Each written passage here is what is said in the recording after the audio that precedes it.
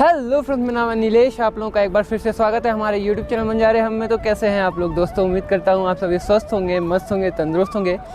आज हमारे all India cycling का 143वां दिन है और फिलहाल हम हैं केदारनाथ में, बाबा केदारनाथ के धाम में। और आज मैं आपको दिखाऊँगा कि अगर आप केदारनाथ आते हैं तो आपको जो है यात्रा कहाँ से शुरू करनी है, ये बताऊँगा। कैसे आप जो है स्टे ढूँढ सकते हैं अच्छा सस्ता, और आप कहाँ पे खाना खा सकते हैं, कैसे लो बजट ट्रैवल कर सकते हैं, जो कि मैं खुद कर रहा हूँ, इसलिए मैं आप लोगों को बेहतर तरीके से बता पाऊँगा। कोई भी इंसान परफेक्ट नहीं हो सकता है, तो मैं परफेक्टली आपको नॉलेज दूंगा ये नहीं बोल सकता हूँ, बट मैं कोशिश करूँगा कि मुझे जो भी पता है वो आप लोगों को बता पाऊँ और अच्छे से बता पाऊँ, ताकि आप लोगों को कोई दिक्कत ना हो। तो फिलहाल यात्रा की शुरुआत होती है गौरीकुंड से, जो कि आपने मेरी पिछली वीडियो में देखा होगा। वहाँ से 22 किलोमीटर दूर है बाबा केदारनाथ का धाम। तो अभी मैं यात्रा की शुरू करता हूँ केदारनाथ धाम से 1 किलोमीटर पहले से, जहाँ पे मैंने आपको बताया था कि जहाँ से एक्चुअली केदारनाथ धाम शुरू होता है। तो मैं आपको बता देता हूँ, आप गौरीकुंड से जब 22 किलोमीटर आगे आएंगे तो केदारनाथ धाम का एंट्रेंस कुछ ऐसा है। आप जब एंटर होते हैं तो यहाँ बगल में आपको हेलीपैड दिखता है। हेलीपैड की सुविधा है यहाँ पे। अगर आप बाबा केदारनाथ के धाम आना चाहते हैं तो आपको आने के लिए 4 तरीके मिलते हैं। पहला तरीका होता है कि आप पैदल आ सकते हैं। दूसरा तरीका होता है कि आप पिट्ठू लेके आ सकते हैं।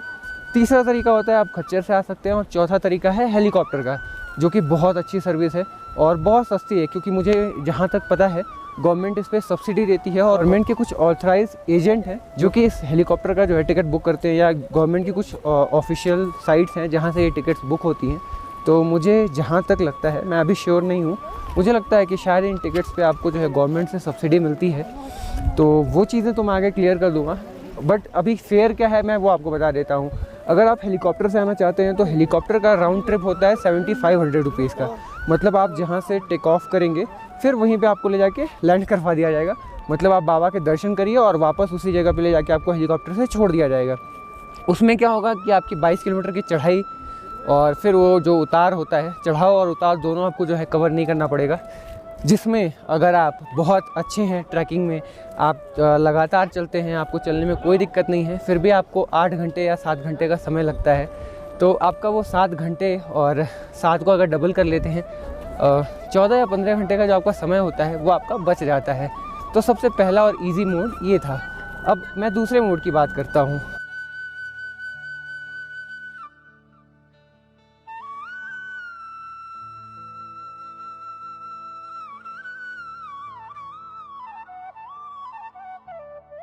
मैं अब अगले मोड के बारे में बात करूं, उससे पहले मैं आपको बता देता हूं कि वो पीछे हेलीपैड है, और हेलीपैड से आप जो है करीब 300 मीटर आगे आते हैं तो आपको बाबा केदारनाथ जी का जो है दरबार या दरवाज़ा कह सकते हैं वो मिलता है, जहां से आप बाबा केदारनाथ धाम में जो है एंटर होते हैं।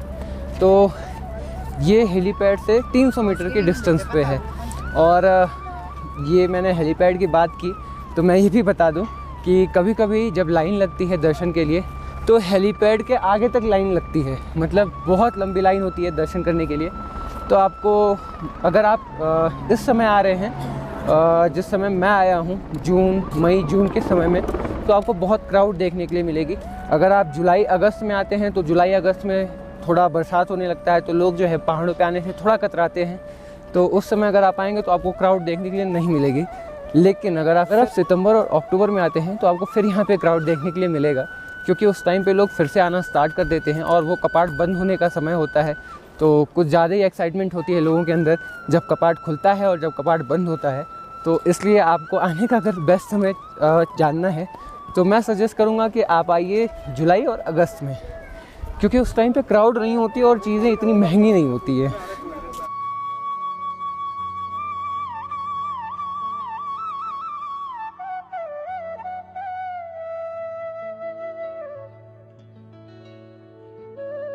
हाँ, तो मैं बता रहा था कि आपको यहाँ आना है तो आप कौन कौन से मोड यूज़ कर सकते हैं। तो मैंने एक मोड तो बता दिया आपको कि हेलीकॉप्टर।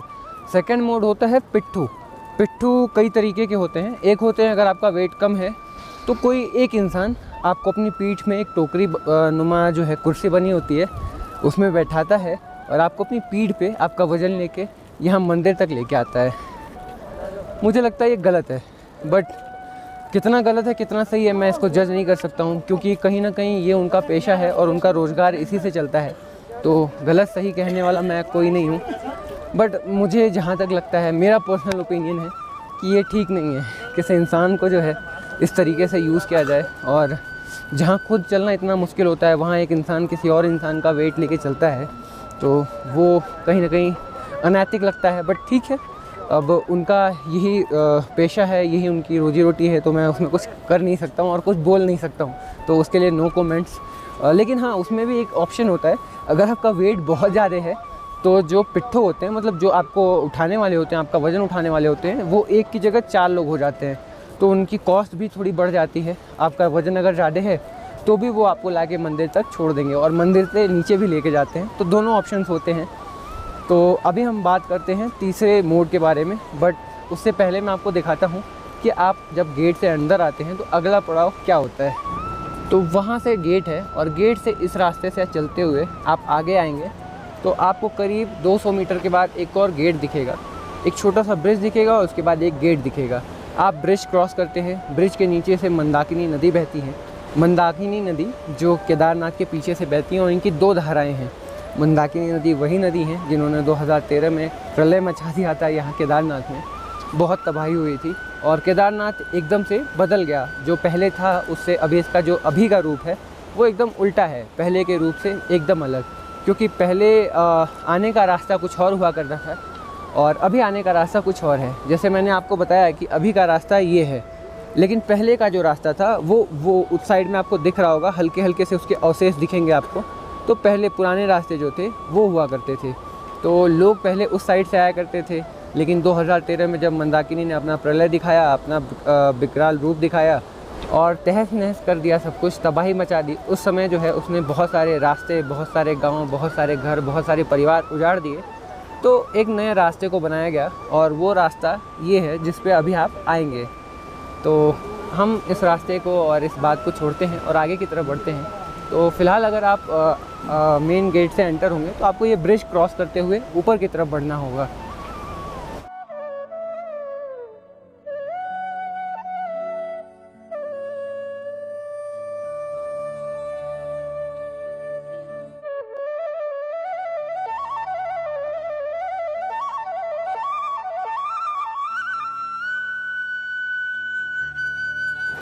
तो हमने 2 मोड तो आपको बता दिए, अब बारी है तीसरे मोड की।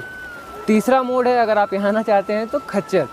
खच्चर एक बेहतर और आसान उपाय है, आसान तरीका है, बट ये उतना ही रिस्की भी है। क्योंकि जिस दिन हम आ रहे थे यहाँ पे, उस दिन हमें सुनने में मिला कि 2 खच्चर खाई में गिर गए और वो भी सवारी के साथ।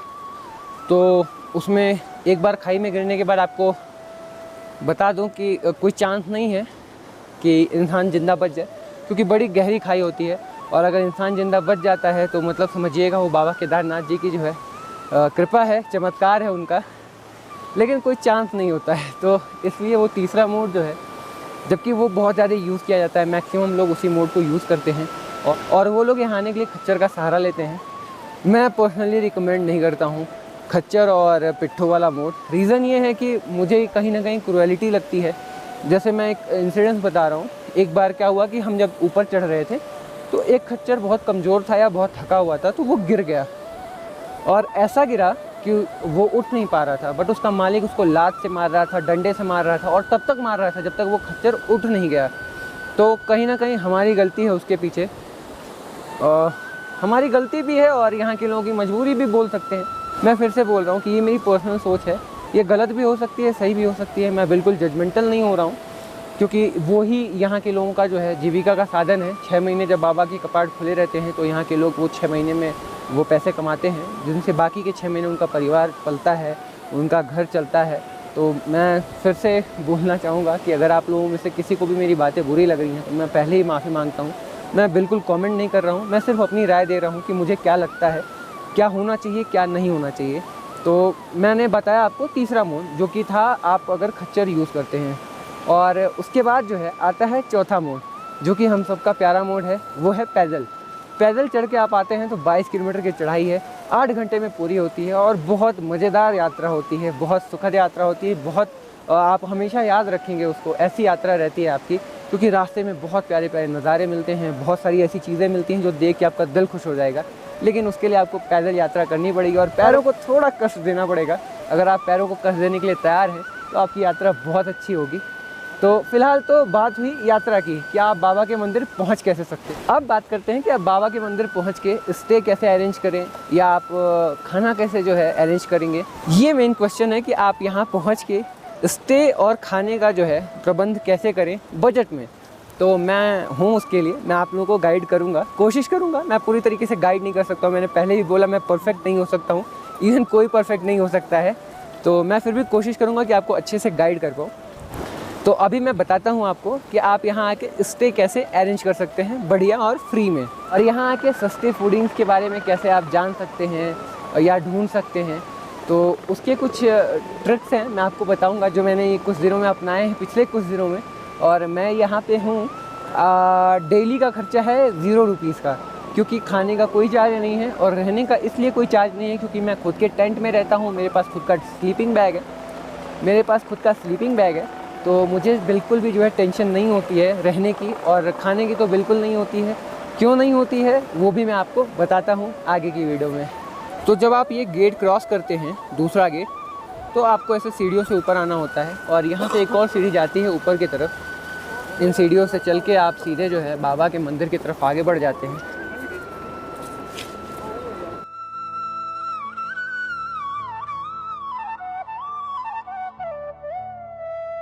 तो आप जब सीढ़ियों से ऊपर आते हैं तो आपको एक बड़ा सा चबूतरा दिखता है, और कह सकते हैं चबूतरा ही कह सकते हैं, एक्चुअली हमारे वहाँ इसको चबूतरा ही कहते हैं देसी भाषा में।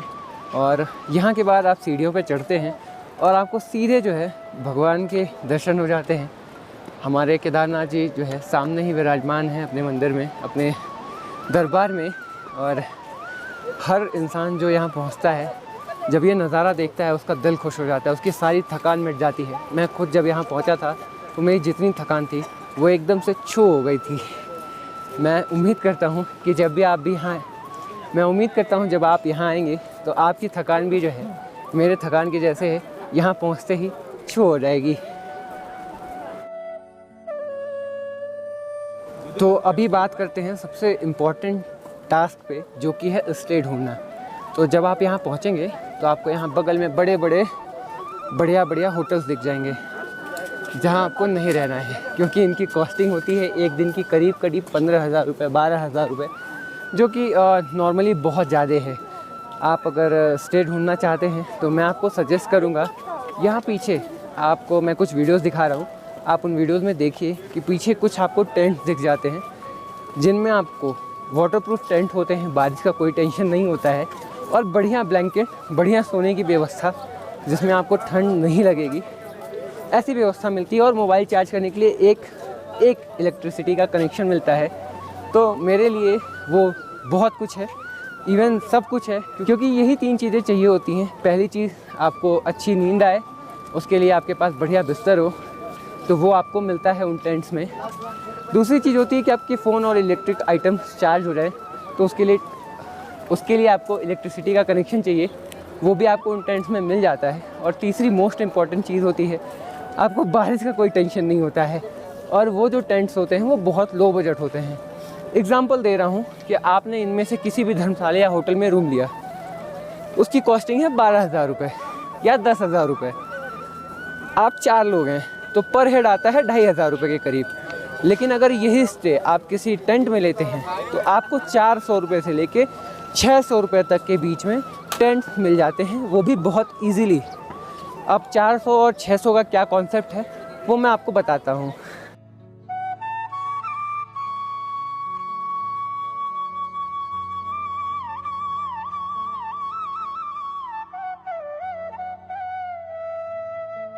फ़िलहाल बारिश हो रही है तो बहुत कम दूरी से ही लाइन लगी हुई है, और अगर आप ऐसे लाइन में जो है लग के दर्शन करते हैं तो आप बड़े लकी हैं, क्योंकि बहुत समय नहीं लगेगा, 10 या 15 मिनट या आधे घंटे के अंदर जो है आपको बाबा के दर्शन हो जाएंगे।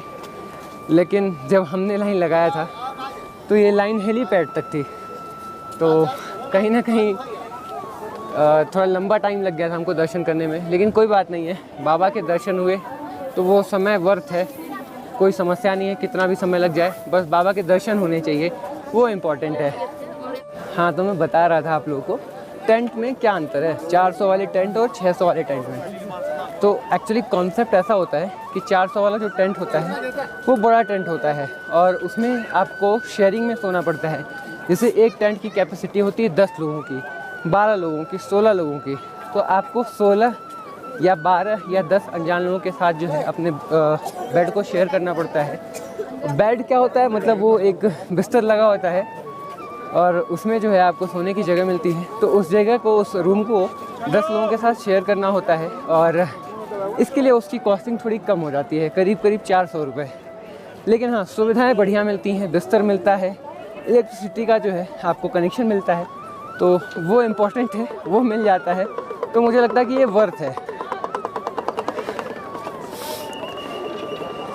मेरी सांस फूल रही है, उसके लिए मैं माफ़ी चाहता हूँ कहीं अगर मेरी वीडियो पे इसका इम्पैक्ट पड़ रहा हो। रीज़न ये है कि चढ़ाई है और यहाँ पे ऑक्सीजन का लेवल थोड़ा कम होता है, तो ये सांस फूलने वाली दिक्कत आपको महसूस हो सकती है। तो इसके लिए भी मैं एक सजेशन दूंगा आपको, अगर आप यहाँ आते हैं तो प्लीज़ एक ऑक्सीजन सिलेंडर, छोटा ऑक्सीजन सिलेंडर आता है जिसकी कीमत 400 या 500 रुपये होती है, अपने साथ रखिए। अगर कहीं गलती से आपको उसकी ज़रूरत पड़ गई तो आपके पास रहेगा, तो वो एक सेफ्टी रीज़न, तो आपकी सेफ्टी के लिए एक बहुत इंपॉर्टेंट रोल प्ले करेगा। बट अगर आपकी यूज़ में नहीं आता है तो नीचे जो स्टोर्स होती हैं, मेडिकल स्टोर्स, वो लिख के देती है पर्ची पे कि आप अगर इसको यूज़ नहीं करते और रिटर्न करते हैं तो हम 100 रुपये काट के आपको पूरे पैसे लौटा देंगे।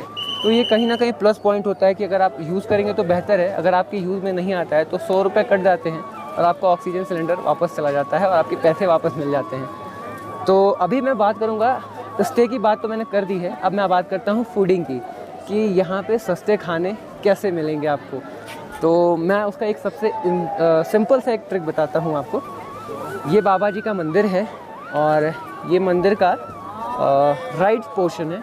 राइट पोर्शन पे जब आप खड़े होते हैं तो यहाँ कॉर्नर में एक गली जैसी जाती है, आपको इस गली पे लिखा हुआ मिलेगा श्री भैरव मंदिर मार्ग। आपको इस गली से आगे बढ़ना है और बहुत आगे नहीं जाना है, और बहुत आगे नहीं बढ़ेंगे आप, थोड़ा ही आगे बढ़ेंगे तो आपको एक बड़ी ज़बरदस्त सी चीज़ दिख जाएगी सामने। आगे लिखा हुआ दिख जाएगा बाबा केदारनाथ सेवा समिति तृतीय विशाल भंडारा। जी हाँ, यहाँ पे आपको फूडिंग फ्री में मिल जाती है, आपको खाने के कोई चार्जेस नहीं देने होते हैं, वो आपकी स्वेच्छा पे होता है। अगर आप खाना खाने के बाद पे करना चाहते हैं तो इनसे आप एक कार्ड ले सकते हैं जिस पे एक QR कोड बना होता है, जिस पे आप डोनेशन दे सकते हैं, जो भी आप चाहें, 10, 20, 50, 100, 1000, लाख, 1.5 लाख, वो आपकी स्वेच्छा पे होता है।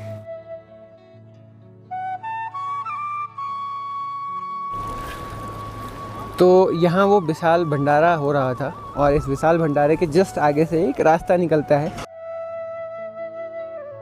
आप इस रास्ते से आगे आते हैं तो आपको जो है एक ब्रिज दिखता है और आप जब इस ब्रिज को क्रॉस करेंगे तो आपको सामने एक और भंडारा दिखेगा, उसका नाम है अलवर भंडारा, जो कि 5 साल से यहाँ हो रहा है। अब मैं अलवर भंडारे के बारे में बहुत कुछ जानता हूँ और उसके पीछे एक रीज़न ये है कि मैं जब पिछली बार रुका हुआ था एक जगह पे, मैंने बताया था, वहाँ मुझे स्टे फ्री मिल गया था, खाना भी फ्री मिला था। तो उस जगह का नाम मुझे नहीं मालूम है, बट उस भंडारे का नाम मुझे मालूम है। उस भंडारे का नाम था अलवर भंडारा और ये उसी की ब्रांच है। यहाँ पे जो है आप खाना फ्री में खा सकते हैं। यहाँ भी सेम कॉन्सेप्ट है, आपसे पैसे नहीं लिए जाते हैं। आपको अगर डोनेट करना है तो आप ऑनलाइन डोनेट कर सकते हैं। उसके अलावा यहाँ कैश का कोई काम नहीं है। यहाँ तक ये लोग ऐसा बोलते हैं कि आप यहाँ भी पैसे मत दीजिए, यहाँ आप आराम से बाबा के दर्शन करके घर जाइए और यहाँ हमारा QR कोड ले जाना चाहते हैं तो ले जाइए, नहीं जाना चाहते हैं तो कोई आपसे फोर्सफुली ये नहीं कहा जाएगा कि आपको जो है डोनेशन करना है, आपकी स्वेच्छा है। अगर आपको डोनेट करना है तो आराम से घर जाइए और जब आपको मन करे तब आप इनको जो है डोनेट कर सकते हैं। तो यहाँ भी वही सेम कॉन्सेप्ट होता है, आपसे किसी तरीके का कोई पैसा नहीं लिया जाता है, कोई चार्ज नहीं लिया जाता है। आप यहाँ आते हैं, यहाँ पे प्लेटें लगी होती हैं, आप प्लेट उठाइए, अंदर प्रसाद मिल रहा होता है, प्रसाद लीजिए, खाइए। फिर यहाँ पानी की व्यवस्था है, पानी में प्लेट धुलिए और फिर वापस वहाँ पे रख दीजिए। और मैं एक चीज़ बताना चाहूँगा, फ्री में खाना तो एक अलग बात हो गई, लेकिन आपको एक चीज़ जान के बड़ा आश्चर्य होगा कि यहाँ पे एक बोरी चीनी, 50 किलो की जो बोरी होती है चीनी की, वो ज़मीन से, मतलब नॉर्मल प्लेन एरिया से यहाँ तक लाने का खर्चा होता है 2500 रुपये। मतलब आराम से आप गिन लीजिए कि मतलब 1 किलो चीनी के पीछे आप 50 रुपये एक्स्ट्रा पे करते हैं सिर्फ उसको ले आने के लिए।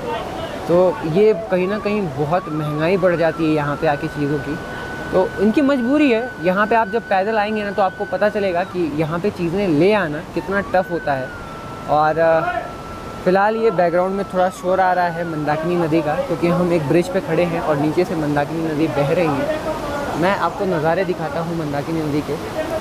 यहाँ से जो है पूरा नदी का बहाव होता है। एक और बहाव है वो दूसरे साइड है। जब 2013 में त्रासदी हुई थी तो मंदाकिनी नदी का तेज़ बहाव उसी तरफ से आया था और उस एरिया में जो भी कुछ पड़ा था उसने उसको तहस नहस कर दिया, बहा दिया अपने साथ में। और रास्ते में आने वाले बहुत सारे गांव, बहुत सारी सड़कें, बहुत सारे लोग जो है उसमें समा गए, विलीन हो गए और उनका आज तक पता नहीं चल पाया कि वो कहाँ गए। आज भी जब लोग जाते हैं जंगलों में तो कभी कभी उनको जो है लाशें देखने के लिए मिलती हैं, मानव कंकाल देखने के लिए मिलते हैं। तो वो तो एक अलग चीज़ हो गई, हम उस चीज़ पे नहीं जाते हैं। लेकिन कितना सुंदर नज़ारा है और ये बाबा के दरबार में आने के बाद ही आपको देखने के लिए मिलेगा। ऊपर पूरे पहाड़ हैं जो बर्फ़ से ढके हुए हैं, लेकिन इस समय बादलों से ढक गए हैं इसलिए वो दिखाई नहीं दे रहे हैं। नहीं तो सुंदर होता है, बहुत सुंदर होता है नज़ारा यहाँ का। मैं अभी एक टाइम लैप्स लगाऊंगा, आप देखिएगा कि क्या नज़ारे होते हैं यहाँ पे।